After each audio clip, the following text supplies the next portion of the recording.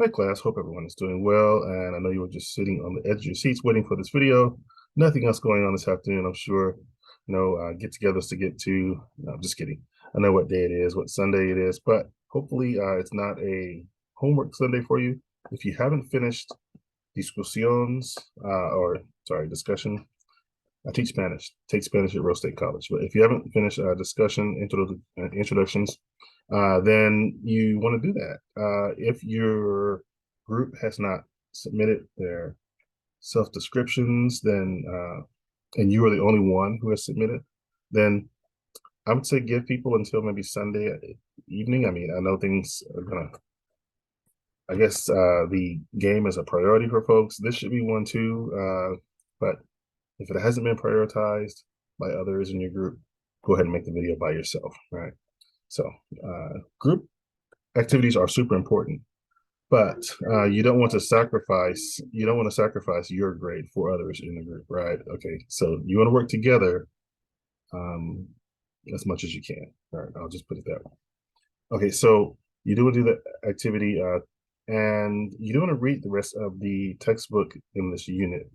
We talk about speaking, class presentations. That's basically speaking, being a professional in whatever you do, starting here with being a student, taking notes in class. That is part of being professional.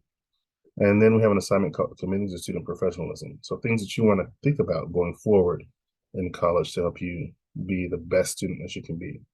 And the last part of this unit, we talk about basics of higher education, moving from associates to bachelor's degree to master's degree if you choose in grad college, and then on to uh, doctoral degrees or postdoctoral degrees, professional degrees, if you choose to do that.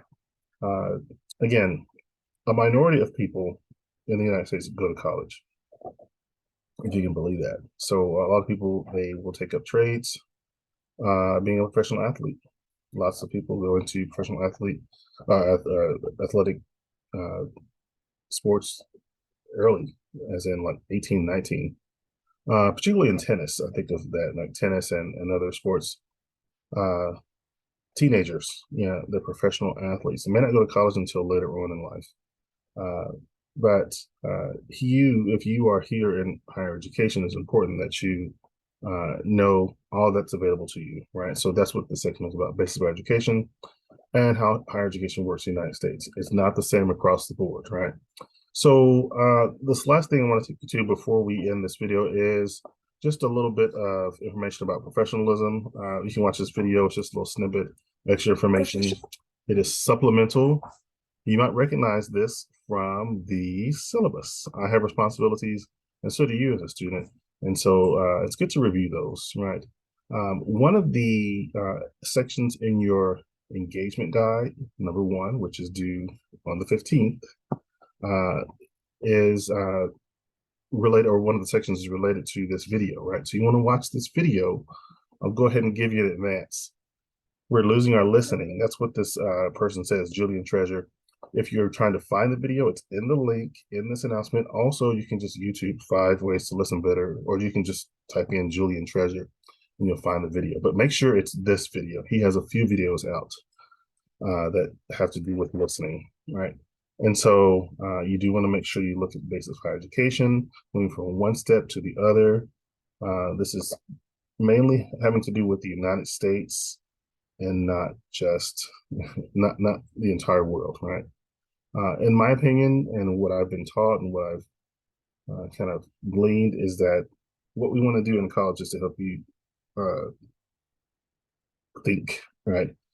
This used to be the case long before my time, that we learned to do that a lot earlier in life, but we've been so kind of, I say, brainwashed by media that we are kind of taught to not think, just kind of take on information. But what your professors will try to get from you is a thought, right? One of my most memorable experiences in college is professor said, "What do you think about the story?" We had to read a story, and everyone was silent, including myself. And eventually, some people started to give thoughts. But what the professor really wanted to know, he changed his question later. He said, "How does it make you feel?" And students start to give these, big kind of really deep, thoughtful. They were thoughtful in the thoughts that they said, but these really deep comments about what the story means in light of other contexts. And all the professor wanted to know is, what emotion does it evoke? Because what I learned about this professor is he was tired of the deep philosophical thoughts that don't have anything to do with a kind of, I guess, cathartic experience for the student. What the professor was getting at is, this is a work of art, and we want to evoke something in the listener, in the reader. And so that's what the professor wanted to know. Was it doing that? And this is work, this work that we read, it was from the 1400s. And so if it had lasted that long, it was probably doing its job. And so I finally said, yeah, what makes me feel sad, or something like that. And he was just elated that I said that. And that wasn't a really deep answer that I gave. I just gave, the professor what I was feeling. And he was really impressed by that. And I became one of his favorite students just in doing that. This is a professor who was really not liked by many students. He was very feared and poorly spoken of by other students, but really, really a good professor. I mean, we all have our faults, but I could see why people said, oh, okay, don't like him, don't take his class. But I learned a lot from him, and I think it's all because I kind of took that step and finally realized, okay, I am being asked to think. All right.